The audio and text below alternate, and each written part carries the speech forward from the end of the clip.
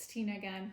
Now I want to show you how to set up to play Siamese Mah Jongg with two people and each person having a Siamese Mah Jongg rack.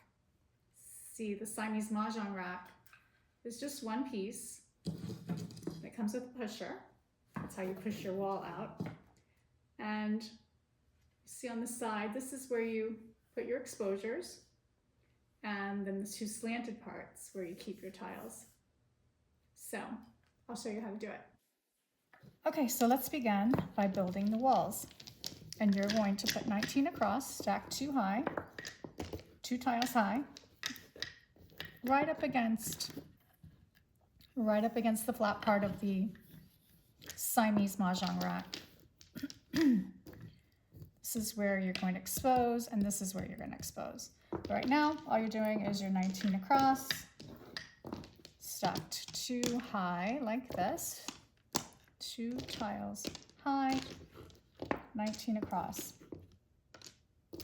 And then when you do that one, you're going to put this pusher in between, and you're going to put your next wall in front. Again, 19 across, stacked two tiles high. And I'm going to finish. Okay, so now my opponent and I are finished building our walls. And again, we have the pusher that sits between the two walls, right? The first wall sits up against the rack itself, and then this wall, which is actually the first wall, sits against the pusher. All right, so for purposes of this demonstration, I'm going to be east, but you do roll one die to see who's going to be east, and the opponent rolls, and I'm going to be east. So now I'm going to roll one die to break the wall. Okay, so I have just two tiles to break the wall, and the way you do that is you just take your pusher, hold on to both sides, and you simply push it out like that. And then what you do with this pusher is you put it behind your next wall. Okay, so we're going to count two tiles, two stacks, 1, 2, and we're simply going to push those to the tail. We're going to put them to the tail of the current wall, and now we can begin dealing ourselves. So I will take mine, they will take theirs, and we're going to each get 6 stacks of 4.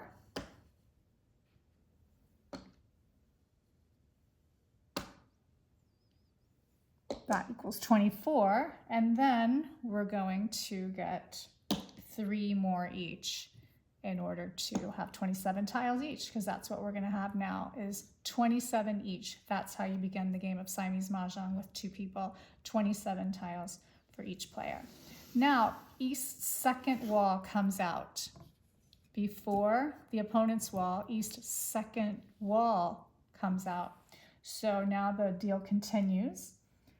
And they have 1, 2, 3, 4, 5 stacks. I have 1, 2, 3, 4, 5 stacks. I need one more to make 6 stacks. They need 6 stacks. And I need 3 more in order to make 27. And they'll take 3 more to make 27 tiles. And then we place all our tiles on the slanted parts of our rack, just like this. Get them all organized however we feel works, and hopefully we see some things coming together. We've got our Siamese Mah Jongg card ready, and in order to begin the game, since I'm east, what I will do once we have looked at our tiles and figured out, given ourselves some time to figure out what we're going to do, East begins the game by picking from the wall.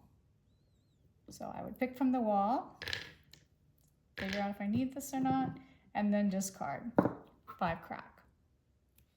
That's how you begin the game.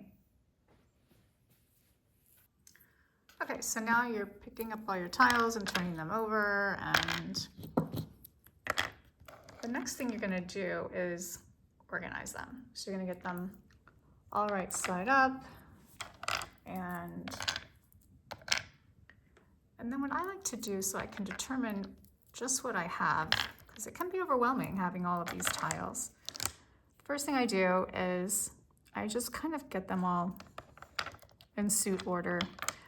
Put all my flowers together, so I can see if I have any pairs. So I just put suits together. That's what I do. I put the winds together. And so I have that. I put my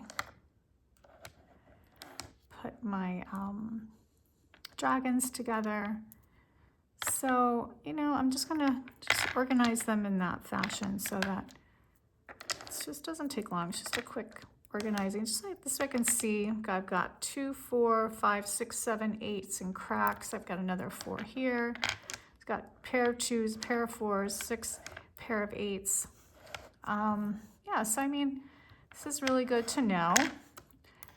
So I can see what I would potentially want to go for, right? So I've got a pair of 3s and dots. So I've got 3, 5, 7, and then I've got 2, 6, 8, 9. I've got a 1 dot here. I've got a pair of 1s over here. I'll put with my BAMs.